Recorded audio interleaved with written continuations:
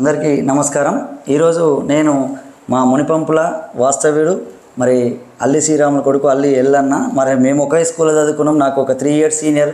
కానీ సరే నేను ఇప్పుడు యూట్యూబ్ ప్రారంభించిన తర్వాత కూడా నాకు నిరంతరము మరి నేను చేసే వీడియోలు కానీ నేను చేసే కార్యక్రమాలను అభినందిస్తూ నాకు ఒక మంచి వెల్ విషర్. అలాగే అన్న మరి ఇంగ్లీష్లో ఇప్పటి కాలంలో మరి ఇంగ్లీషు నేర్చుకోవడంలో ఇంగ్లీష్ కమ్యూనికేషన్ స్కిల్స్ లేక అనేక మంది అనేక ఇబ్బందులు అయితే పడుతున్నారు. మరి అలాంటి పరిస్థితుల్లో ఇంగ్లీష్లో మరి ప్రొఫిషియన్సీగా అంటే MA ఇంగ్లీష్ లిటరేచర్ కంప్లీట్ చేసి మరి ఇంగ్లీష్ కమ్యూనికేషన్ స్కిల్స్ మీద కూడా మరి ప్రొఫెసర్గా వర్క్ చేస్తున్న అన్న మరి అల్లి ఎల్లయ్య అన్న తోటి ఈరోజు అన్న జీవిత విశేషాలు ఏంది, మరి ఏ విధంగా ఈ స్థాయికి వచ్చిండు అనేది తెలుసుకుందాం. నమస్తే అన్న. నమస్కారం తమ్ముడు.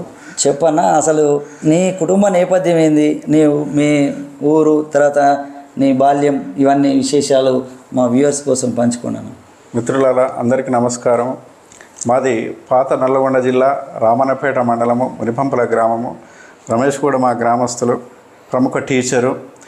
నేను మునిపంపుల గ్రామంలో మరి అల్లి శ్రీరాములు అల్లి సత్తమ్మ వారి యొక్క కుమారుణ్ణి. నేను చాలా వరకు వెనుకబడిన వర్గంకి వెళ్ళి వచ్చినాము. ఆ రోజు పరిస్థితుల్లో మాకు కనీసం ఒక భోజనానికి కూడా వెళ్ళని పరిస్థితిలో ఉన్నది. గవర్నమెంట్ స్కూల్లో మనం చదువుకున్నాము. ఆ పరిస్థితులలో ఒక పేదరికంలోకి వెళ్ళి వచ్చినప్పుడు కూడా ఏదో నేర్చుకోవాలి, ఏదో చేయాలని ఒక తపన ఉండేది. ఆ తపనే మనల్ని, అంటే that is nothing but strong desire. ఆ డిజైరే మమ్మల్ని లీడ్ చేసింది.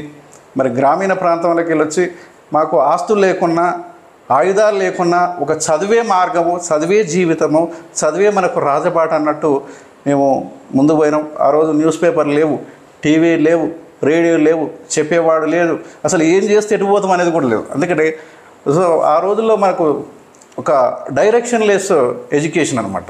కాబట్టి ఆ రోజు ఉన్న జిజ్ఞాస, మాలో జరిగిన అటువంటి ఉత్సాహం, ప్రేరణతోటే నేను చిన్నగా మన మునిపంపలనే స్థానిక స్కూల్లో 10th క్లాస్ వరకు SSC 10th క్లాస్ వరకు చదివాను. మరి అమ్మ నాన్న ఎట్లా ఏం పని చేసేవాళ్ళు? నేను నాన్న ఆ కాలంలో ప్రముఖ వ్యక్తిగా HSC చదువుకున్నప్పటికీ వాళ్ళ నాన్న మరి ఆ కాలంలోనే మరి సింగరేణి కాలేజెస్లో జాబ్ చేసి ఫోర్మెన్గా రిటైర్డ్ అయి వచ్చినందుకు మేము ఎంతో పెద్ద ఉన్నోళ్ళం అనే జిజ్ఞాసతోటి నాన్న జాబ్ చేయలేక మరి ఒక ఊళ్ళో ఒక మంచి బతికిన వాళ్ళు మంచి స్థాయిలో ఉన్నవాళ్ళు. నాన్న కూడా అప్పుడు HSC చదువుకొని కూడా మరి అంత పెద్ద వాళ్ళ ఫాదరు పెద్ద మొత్తంలో ఆస్తిపరంగా ఊళ్ళకు వచ్చినప్పటికీ మరి మేము చిన్న ఉద్యోగాలు అప్పుడు ఎంత 100-200 జీతమే ఉండేదంట. ఎందుకు చేస్తామని వాళ్ళు జాబ్ చేయలేదు. సో రాను ఉన్న మనీ మేనేజ్మెంట్ మీద నాన్నకు పూర్తిగా లేక ఇక అన్ని గ్రామంలో ఎవరికి ఉన్నదంతా హరించుకుపోయింది. ఓకే, ఒక హారత్ కర్పూరంలో కాస్త హరించుకుపోయి ఈరోజు మన ఊర్లో అడిగితే ఫలానా అల్లి శ్రీరాములు వాళ్ళ నాన్న అల్లి ఎల్లయ్య గారు అంటే సీనియర్ ఎల్లయ్య గారు మరి ఏ విధంగా బతికారు, మరి సింగరేణి కాలేజ్ నాకు పెట్టారు. ఆ విధంగా ఆయన ప్రముఖ వ్యక్తిగా సింగరేణి కాలేజ్ ఫోర్మెన్గా పనిచేసి పెద్ద మొత్తం ఆస్తులు తెచ్చి ఒక పటేలు పట్టువారు బతికినట్టు. ఇప్పుడు గ్రామంలో నేను ఏదో చెప్తలేను, గ్రామంలో ఉన్న వాళ్ళు అందరిని అడిగినా చెప్తారు. మరి అట్లాంటి నుంచి మరి అసలు వీళ్ళు ఏం పని చేయలేకపోయారు. అదే 200 జీతానికి పోతామా ఉద్యోగం. మన బాబాయ్ కూడా నాన్న వాళ్ళ తమ్ముడు అల్లి సత్యనారాయణ భువనగిరిలో సెటిల్ అయ్యిండు. ఆయన కూడా అప్పుడు ఏదో రిజిస్టర్ ఆఫీసులో జాబ్ వస్తే 200కి ఏం జాబ్ చేస్తానో వెళ్ళి వచ్చిండంట. అప్పుడు మినిమం 200 జీతం. 200 అంటే అప్పుడు అమ్మ మ్యారేజ్ టైంలో 200 తులం బంగారం అంటాం. మరి అలాంటి అంటే తర్వాత మొత్తం మరి కడు పేదరికంలో ఆరత్ కర్పూరంలోకి ఆస్తులు కూర్చొని తింటే ఏది ఉంటుంది అన్నట్టు ఆరత్ కర్పూరంలోకి ఆస్తులు అందించుకుపోయినాయి. అమ్మ నాన్నగా కూలి పని పరిస్థితులు అయింది. HSC చదివి ఆ కాలంలో జాబ్ రాదే అనే పరిస్థితి లేదు. వీళ్ళకి జాబ్ చేసే ఉద్దేశం లేదు అసలు. పెద్ద మొత్తంలో పెరిగిన మా నాన్న ఎంతో ఇచ్చిండనే ఉన్న ఒక గర్వంతో వీళ్ళు చేయలేదని నేను అనుకుంటా. మొత్తమే చివరికి వచ్చాక పేదరికంలో వెళ్ళిపోయిన తర్వాత నేను SSCలో వచ్చేసరికి మరి SSC అనేది అదృష్టపరకంగా మా ఉన్న టీచర్ల సహకారంతో పాస్ అయినాం. ఇంటర్మీడియట్ రావణపేటలో చదివినాం. అప్పుడే నాన్న చనిపోయాడు, అమ్మ కూలిగా ఉంది. నేను ఏం చేయాలో అన్నట్టు ఒక తెగిపోయిన గాలిపటం ఎక్కడ పడుతుందో అన్న విధంగా నేను పెరిగినాను. నిజంగా చెప్పాలంటే ఒక కృతనిశ్చయంతో ఒక మంచి స్థిర నిర్ణయం ఉండి నేను ఇంటర్మీడియట్ స్థానిక రామన్నపేట ప్రభుత్వ జూనియర్ కాలేజ్ కంప్లీట్ చేసి ఇమీడియట్లీ మాకేందంటే junior college intermediate first year second year అయిపోవడం నెక్స్ట్ డిగ్రీ కాలేజ్ పక్కనే ఉండడం ఒక అదృష్టం అయిపోయింది. అవును, అప్పుడు ఆ కాలంలో లేకపోతే మనం చేయలేము. ఎందుకంటే నల్గొండ పోలేము, అటు భువనగిరి పోలేము. సో పక్కనే జస్ట్ ఈ బస్ స్టాండ్లకి ఆ బస్ స్టాండ్లో పోయినట్టు గవర్నమెంట్ డిగ్రీ కాలేజ్ కూడా అనేది అదృష్టంగా ఇలాంటి పేద వాళ్ళకి చాలా అదృష్టం. ఒక ఎడ్జి ఈ డబ్బాలకి ఆ కంపార్ట్మెంట్లో పోయినట్టు రైల్లో. అయితే మరి నువ్వు అరే ఇప్పుడు ముఖ్యంగా నీది ఏంటంటే మామూలుగా ఊళ్ళో ఇంగ్లీష్లో ప్రొఫిషియన్సీ మరి ఫ్లూయెంట్ ఇంగ్లీష్ స్పీకర్గా మారడం అంటే ఇవన్నీ ఎలా జరిగినాయి, అసలు ఎట్లా తర్వాత ఎలా ఈ స్థాయికి రావడం జరిగింది? మిత్రుడా, దానికి ఏంటంటే నేను ఫస్ట్ ఇయర్ ఇంటర్మీడియట్లో చదివినప్పుడు జూనియర్ కాలేజ్ నేను intermediate first year English fail అయిపోయాను. ఫెయిల్ అయిపోయాక ఏమైంది ఊళ్ళే అప్పుడు ఇంగ్లీష్ పాస్ అయితే గొప్ప అది ఏదో ఉండేది అక్కడ. ఇంగ్లీష్ పాస్ అంటే ఏదో సాధించండు, చదువుతారు పాస్ అంటే ఏదో సాధించండి అన్నట్టుండే. అప్పుడు ఫెయిల్ అయినాక నీ పని అయిపోయింది, నువ్వు జీరోగా అయిపోయింది నీ లైఫ్ అనే టైంలో మాకు ఒక ట్యూషన్లో జాయిన్ అయ్యి స్థానికంగా ఉండే సోమయ్య సార్ ఉండే. సో ఆయన ఎకనామిక్స్ లెక్చరర్ ఉండి కూడా మాకు ఇంగ్లీష్ ట్యూషన్లు ఫ్రీగా చెప్పేవాడు, గవర్నమెంట్ లెక్చరర్ ఆయన. సో అట్లా ట్యూషన్ పోతూ ఆయన ఇంగ్లీష్ నేర్పిస్తూ ఆయన దగ్గర ఎన్నో పుస్తకాలు తీసుకొచ్చి నేను నిరంతరం చదివేవాడిని. ఒక డిక్షనరీ పక్కబట్టి ఒక్కొక్క పేరా అర్థం చేసుకోవడానికి గంటలు పట్టింది నాకు. అట్లా స్లోగా నేను ఇంప్రూవ్ చేసుకొని అదే సంవత్సరం నేను సప్లిమెంటరీ చేసి కాలేజ్ మొత్తంలో సెకండ్ మార్క్స్ వచ్చినాయి నాకు. ఇంగ్లీష్లో సెకండ్ ర్యాంక్ అని కానీ సెకండ్ మార్క్స్ వచ్చినాయి. సో ఆ విధంగా first year intermediate second year intermediate pass అయ్యి నేను సేమ్ పక్కన మన ఎంఆర్ఓ ఆఫీస్ ఎదురుగా ఉన్నటువంటి ప్రభుత్వ డిగ్రీ కాలేజ్ బీకామ్ స్టార్ట్ చేశాను. సో బీకామ్ అక్కడే కంప్లీట్ అయినాక మరి ఏం చేస్తే మనకు జాబ్ వస్తుంది, జాబ్ లేని మన జీవితం లేదు, జీవితం లేకపోతే కుటుంబం లేదనే పరిస్థితిలో మేము అప్పుడు ఇమీడియట్లీ ఎంఏ ఇంగ్లీష్ లిటరేచర్ చేసి కనీసం స్కూళ్ళలో నన్ను టీచ్ చేయొచ్చు అనేది ఒక ఉండేది. ఉంటూ నేను 2000 ఇమీడియట్లీ మన స్థానిక మిత్రుడు భిక్షం ఆధ్వర్యంలో విజ్ఞాన బోధన హై స్కూల్లో నేను టీచర్ అయినా నాకున్న ఇంగ్లీష్ పరిజ్ఞానం ఇంగ్లీష్ టీచర్గా కొన్ని రోజులు చేసిన రోజులనే నెలలలో ఒక 1 or 2 months చేసినాక నేను ఇంగ్లీష్ ఏదైనా నేర్చుకోవాలి ఏదో ఒక చేయాలని ఒక తపనతోటి హైదరాబాద్కి వచ్చి హైదరాబాద్లో నిరంతరం ఉండి బుక్స్ చదువుతూ అక్కడక్కడ పని చేస్తూ అప్పుడు నేను ఎంఏ ఇంగ్లీష్ ఎంట్రన్స్ నా స్వయంగా ప్రిపేర్ అయ్యి ఎక్కడ ఎవరు హెల్ప్ తీసుకోలే. డిక్షనరీలు నెంబర్ ఆఫ్ బుక్స్ మెటీరియల్ ముంగడ పెట్టుకొని నేను ఉస్మాన్ యూనివర్సిటీ ప్రభుత్వ గిరిరాజ్ ప్రభుత్వ కాలేజీలో ఎంఏ ఇంగ్లీష్ లిటరేచర్ సీట్ సాధించి సో అక్కడ జాయిన్ అయిన ఫస్ట్ రోజు కూడా చాలామంది తెలుగు మీడియం వచ్చినావు నీకు ఏమి రాదు, నువ్వు ఎక్కడ పాస్ అవుతావు అని ఉన్నారు. మన స్థానిక మిత్రులు కూడా అన్నారు నేను ఏదైనా good beginning is happy ending అనే ఒక hard work never goes to waste, good beginning is happy ending, we can do anything అని ఒక ఇన్స్పిరేషన్ తోటి నేను రియల్గా ఈరోజు చెప్తున్నా. మెమో కూడా చూస్తే నేను యూనివర్సిటీ ర్యాంకర్గా అంటే ఒక 2 or 2 పేపర్లు యూనివర్సిటీ ర్యాంకర్గా గిరిరాజ్ కాలేజీలో నేను 3rd ర్యాంకర్గా నేను ఎంఏ ఇంగ్లీష్ లిటరేచర్ కంప్లీట్ చేసి బయటకు వచ్చాను. సో వస్తూ English is a universal language, English is a universal language అనే ఉద్దేశంతో ఇంగ్లీష్ నేర్చుకుంటే మనకు జాబ్ ఉంటుంది, ఇంగ్లీష్ నేర్చుకుంటే ఒక మనకు లైఫ్ ఉంటుంది అనే ఉద్దేశంతో నేను ఇంగ్లీష్ మీదనే ఫోకస్ పెట్టాను. ఇంగ్లీష్ బుక్స్ చదవడం ఎక్కడ పోయినా హిందూ న్యూస్ పేపరు డిక్షనరీలు అవి చదువుతూ ఈరోజు ఇంగ్లీష్ నేర్చుకొని తర్వాత నేను యూనివర్సిటీ ఆఫ్ హైదరాబాద్లో PGDC post graduate diploma in communicative English కూడా కంప్లీట్ చేసి నేను 2007లో మల్లారెడ్డి గ్రూప్ ఆఫ్ ఇన్స్టిట్యూషన్లో నేను అసిస్టెంట్ ప్రొఫెసర్ ఆఫ్ ఇంగ్లీష్ నేను కెరీర్ స్టార్ట్ చేశాను. ఇట్లా 2007 నుండి నేను నెంబర్ ఆఫ్ ఇంజనీరింగ్ కాలేజీలో చెప్పాలంటే 10-15 ఇంజనీరింగ్ కాలేజీలో నేను అసిస్టెంట్ ప్రొఫెసర్ ఆఫ్ ఇంగ్లీష్గా ఉండి communication skills, language skills, life skills, soft skills ఇట్లా ఎన్నో స్కిల్స్ నేర్పిస్తూ ఇంగ్లీష్ను డెవలప్ చేస్తున్నాను. అయితే ఇంగ్లీష్లో మొత్తం మీద చివరికి మరి ఇంగ్లీష్ ఇంటర్మీడియట్ ఫెయిల్ అయిన కానుంచి మొదలుపెట్టి మరి అనేక కష్టాలు, మరి పేదరికం, ఆ తర్వాత నాన్న చనిపోయిండు, అమ్మ కూడా కూలికి పోవడం, తర్వాత అతనికి ఆర్థికంగా కూడా నిజానికి అమౌంట్ హైదరాబాద్లో ఉంటే రెంట్ పంపించే పరిస్థితి కూడా లేదు. ఎలాంటి ఆర్థిక సహాయం చేసేవాళ్ళు కానీ సపోర్ట్ చేసేవాళ్ళు కానీ ఎవరూ లేకుండానే తనంతట తాను మిత్రుల దగ్గర ఉండడం, లేకపోతే ఇంకెక్కడో అక్కడ పని చేసుకుంటూ, లేకపోతే ఇలా ఉంటూ తన సొంతంగా ఆ పుస్తకాలు లేకపోతే ప్రభుత్వ లైబ్రరీలు కానీ ఇంకేవైనా వీటిని వినియోగించుకుంటూ మరి తన స్వశక్తితోటి ఒక అసిస్టెంట్ ప్రొఫెసర్ అంటే ఇంగ్లీష్లో మరి ఆ స్థాయికి మరి ఎదగడం అనేది అంటే గ్రామీణ స్థాయిలో అసలు 10th క్లాస్ వరకు ఒక సెంటెన్స్ మాట్లాడిన పరిస్థితి కూడా లేదు, నిజానికి అలా నేర్పిన వాతావరణం కూడా లేదు.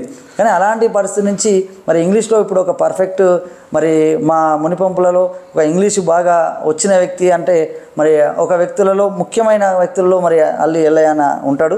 మరి ఏ విధంగా అంటే ఈ విధంగా ఒక స్థాయికి రావడం అనేది ఒక గొప్ప విషయం. మరి చివరిగా ఇప్పుడు నువ్వు మామూలు ఇంగ్లీష్ అనేది పెద్ద అందరికీ ఒక పెద్ద సమస్యగా మారింది.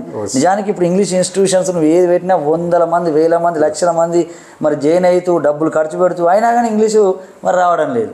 అసలు చివరిగా అంటే ఇప్పుడు నువ్వు ప్రస్తుతం ఎందులో పని చేస్తున్నావు, మరి ఇప్పుడు ఇంగ్లీష్ నేర్చుకోవాలనుకునే వాళ్ళకి నువ్వు ఏం చెప్పాలనుకుంటున్నావు కొంత?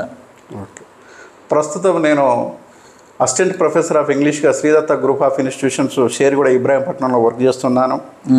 నేను లాస్ట్ ఒక 10 years నుండి నేను థర్డ్ ఇయర్స్కు బీటెక్ థర్డ్ ఇయర్స్కు ACS advance communication skills teach చేస్తున్నాను. ముఖ్యంగా ఇంగ్లీష్ రాకపోవడానికి ఫస్ట్ మనం ఫియర్ అనేది వదిలిపెట్టాలి. మ్యాక్సిమం ఇంగ్లీష్లో తప్పులు చేస్తామేమో, ఇంగ్లీష్ సెంటెన్స్లు మాట్లాడడం తప్పులు చేస్తాం. You should leave the fear, try to create the good environment to learn the language by your self. We are trained, we are remotivated our self to learn the language. కాబట్టి ఒక fear అనేది, మనకి తప్పులు మాట్లాడతాం, తప్పులు వస్తేనే ఇది తప్పు అని తెలిస్తే మనం కరెక్ట్ చేసుకుంటే నెక్స్ట్ తప్పులు లేకుండా పోతుంటుంది. ఫస్ట్ మనం మాట్లాడకపోతే ఇట్లా ట్రై టు ఫస్ట్ ఫియర్ అనేది వదిలిపెట్టాలి ఒకటి. నెక్స్ట్ ఫస్ట్ మనకున్న ఎన్విరాన్మెంట్ ఏంటంటే English environment. Do not create any America, any Australia to learn the language, but only just good books. First ఒక డిక్షనరీ అనేది ఉండాలి, ఒక గ్రామర్ బుక్ ఉండాలి, ఒక మంచి కన్వర్సేషన్ బుక్స్ ఉండాలి. ఇవి మనం డైలీ అభ్యసిస్తూ ప్రాక్టీస్ చేయాలి, ఓరల్ ప్రాక్టీస్ చేయాలి. స్పోకెన్ ఇంగ్లీష్ అంటే రెండు. ఒకటి ఏంటంటే సిచ్యువేషనల్ ఇంగ్లీషు, రెండవది రిలేటెడ్ టు ప్రొనౌన్సియేషన్.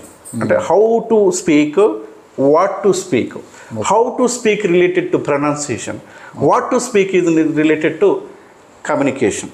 సో ఈ రెండింటిని మనం డెవలప్ చేసుకుంటూ మనం రీజనరేటింగ్ ఫార్ములా ద్వారా, అంటే number of sentence. Suppose bring a glass of water అని ఒక సెంటెన్స్ ఉంది, వాటర్ తీసేయండి, bring a glass of water, bring a glass of milk, bring a glass of juice, bring a glass of wine.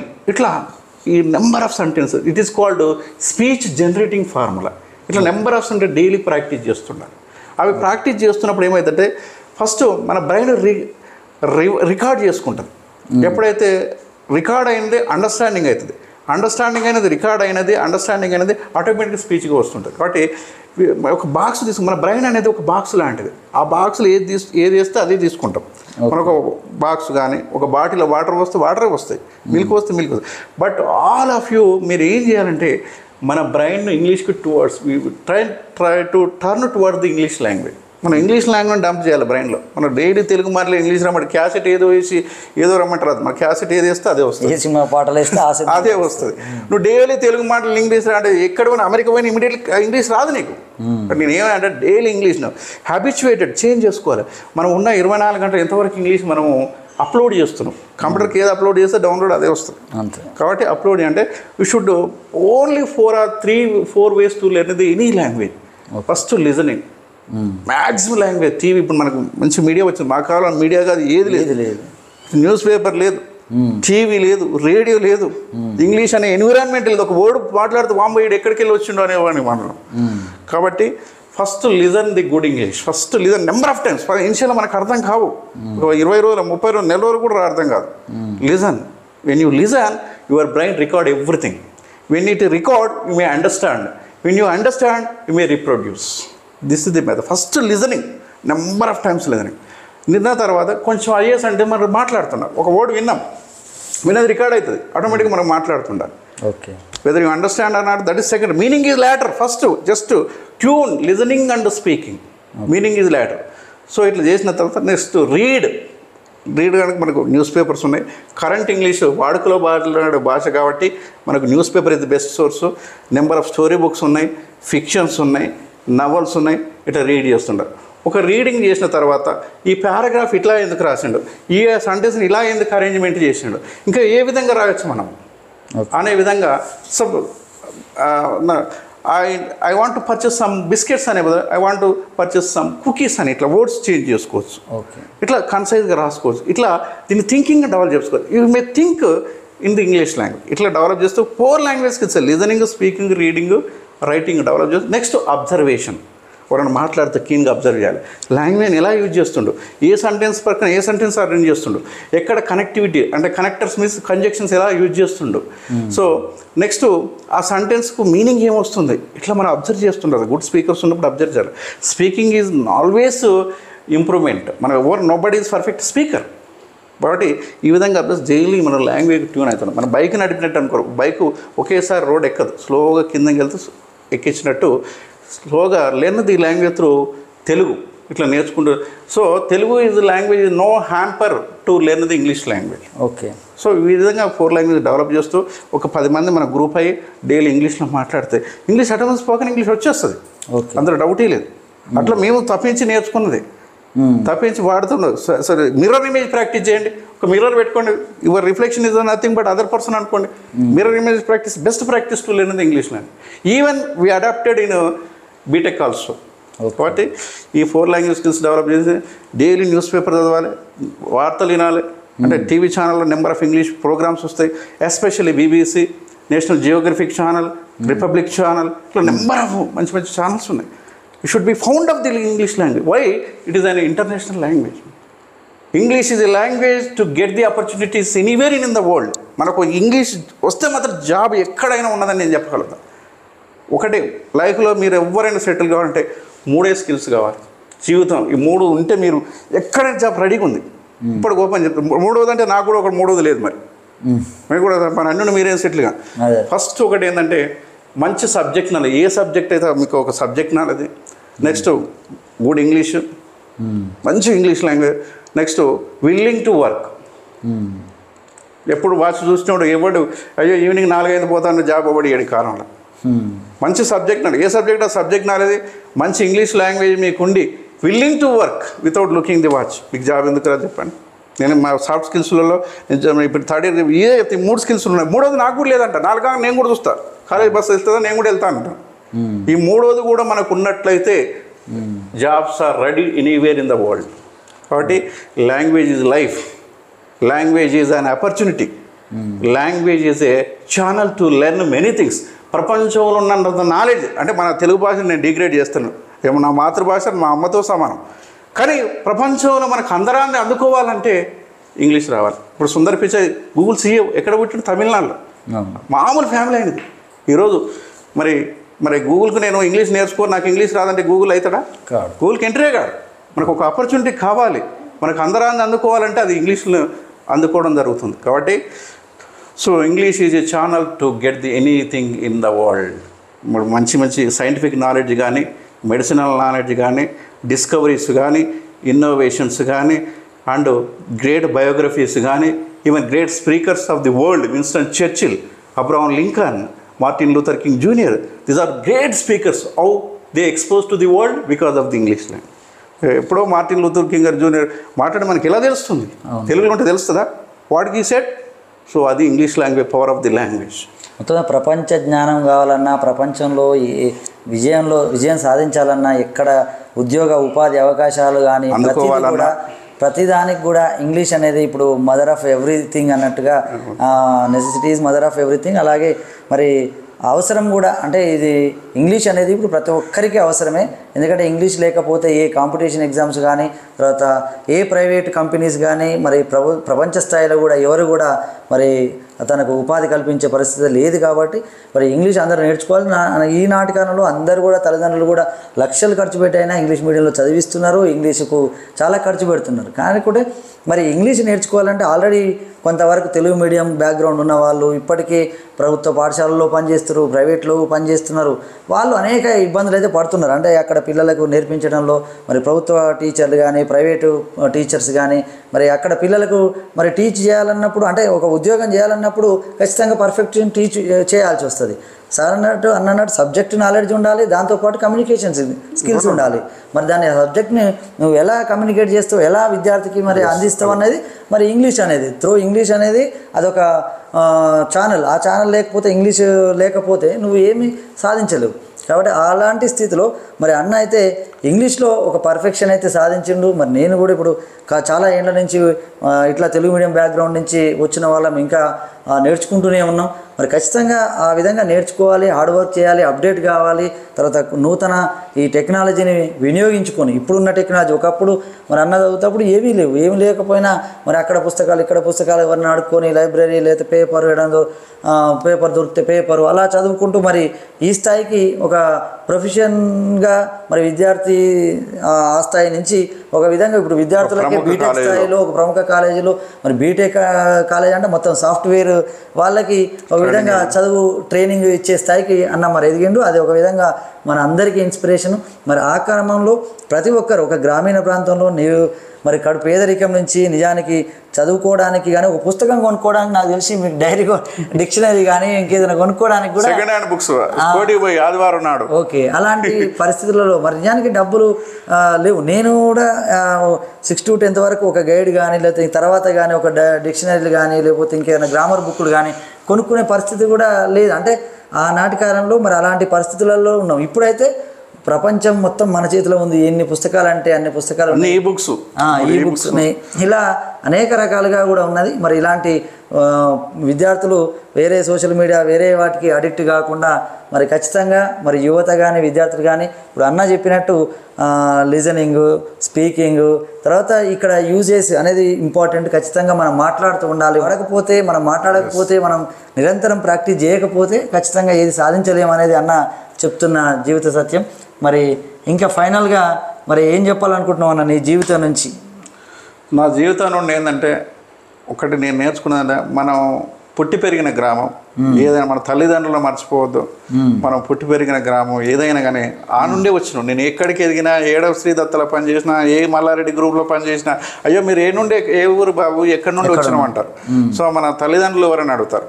So మన తల్లిదండ్రులను, మన గ్రామాన్ని, మన చిన్ననాటి school good beginning happy ending అని ఆ స్కూల్ నుండే స్టార్ట్ చేసినాం. ఏ స్కూల్ని అయితే మనం తప్పుపట్టుకుంటలేము. ఆ రోజుల్లో వాళ్ళు అంతవరకు టీచ్ చేయడమే గొప్ప. ఆ స్కూల్ నుండి ఆ ఛానల్ నుండి ఈ ఛానల్ దానికి వచ్చినాం.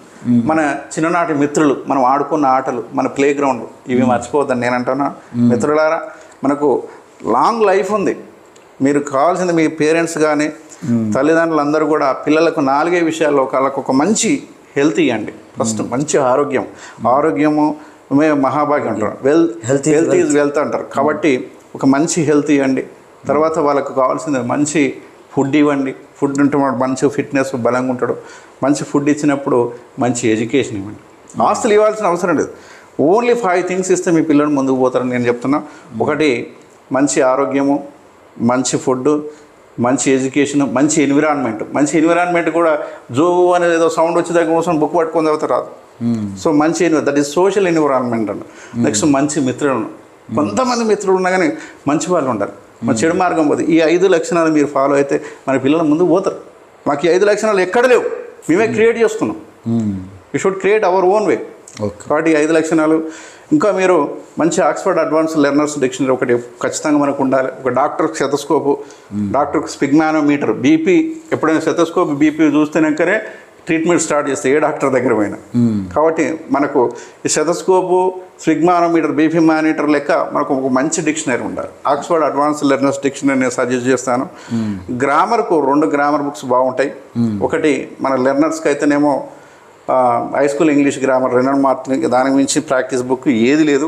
కొంచెం అడ్వాన్స్డ్ పోతే మన కాంటెంపరీ ఇంగ్లీష్ గ్రామర్ బుక్ అనేది డేవిడ్ గ్రీన్ ఉంటుంది. ఇది కమ్యూనికేషన్ స్కిల్స్ చాలా డెవలప్ చేస్తుంది. 4 parts ఉంటుంది ఈ బుక్. చిన్న బుక్, చాలా తక్కువ price compare to high school English grammar. Contemporary English grammar structures and composition, David green. ఇది BA లండన్ అతను రాసిండు. ఇందులో 4 భాగాలు ఉంటుంది. గ్రామర్ అండ్ యూసేజ్ ఒకటి ఉంటుంది. సెంటెన్స్ స్ట్రక్చర్, మనం సెంటెన్స్ ఎలా బిల్డప్ చేయాలి, ఎలా చేయాలని సెంటెన్స్ స్ట్రక్చర్ ఒకటి ఉంటుంది. తర్వాత కన్వర్సేషన్ ఎలా స్టార్ట్ చేయాలి, స్ట్రక్చరల్ కన్వర్సేషన్ అని ఒకటి ఉంటుంది. 4th వన్ కంపోజిషన్ ఉంటుంది. Essay writing, precis writing, expansion writing, prose writing ఉంటుంది. కాబట్టి ఇది డేవిడ్ గ్రీన్ బుక్ నాకు రియల్లీ ఒక కంపానియన్ ఇంగ్లీష్ నేర్చుకోవడానికి. అది ఒక మహానుభావుడు సజెస్ట్ చేసిండు. ఆయన కూడా లక్షాపురం వ్యక్తి, టీచర్గా ఉండే ఆ కాలంలో. So David Green book, high school English grammar, Oxford advance learners dictionary, Rapidex English speaking course. మనకు మదర్ ఇప్పుడు ఉన్న పరిస్థితిలో తెలుగులో ఉంది, నెంబర్ ఆఫ్ భాషలో ఉంది. రెపిడెక్స్ ఇంగ్లీష్ మన గ్రామీణ ప్రాంతం అందరికీ నేను రెపిడెక్స్ ఇంగ్లీష్ స్పీకింగ్ కోర్సు మన ఎప్పుడు బ్యాగ్లో ఉండాల్సింది. ఇప్పుడు నేను కాలేజీకి వెళ్ళినా నాకు కొన్ని బుక్స్ ఎమ్మటే ఉంటాయి. అవి తప్పవిగా అవి మనకు స్టెతస్కోప్ లాంటి డాక్టర్ ఏడిపోయినా మెడకేసుకుంటే స్టెతస్కోప్ షోల్డర్ మీదనే ఉంటుంది ఏ డాక్టర్కైనా. కాబట్టి ఈ 4 బుక్స్ మీకు ఉండి ప్రాక్టీస్ చేస్తూ, మన మిత్రుడు రమేష్ కూడా నెంబర్ ఆఫ్ టీచర్గా ఇన్వాల్వ్ అయ్యి పాటల ద్వారా ఇంగ్లీష్ నేర్పిస్తున్నాడు. రోజు ఇలాంటి మోటివేషనల్ టీచర్స్ ఉంటే ఇంక మేము ఎక్కడికి పోదాం. నేను ఇప్పటికే ఎన్నో ఊర్లలో పెరిగి మారుమూల ప్రాంతం హైదరాబాద్ దాకా వచ్చినావు, emerging capital of the world Hyderabad.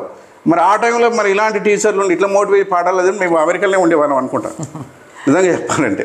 కాబట్టి real teacher creates the real world అనే ఉద్దేశంతో కూడా నేను కూడా మంచి సహకరించి మా స్పౌజ్ మా మిస్సెస్ నర్మదా గారికి కూడా మోటివేషన్ ఇచ్చి ఆవిడ ఒక మంచి టీచర్ కావాలనే ఉద్దేశంతో డిఎస్సి 4th ర్యాంక్ సాధించేటట్లు ప్రేరణ మోటివేషన్ చేసి మేమిద్దరం టీచింగ్ ఫీల్డ్లో ఉన్నాం. ఏదో శాస్త్రులు సంపాదించుకోవాలనే ఉద్దేశం లేము.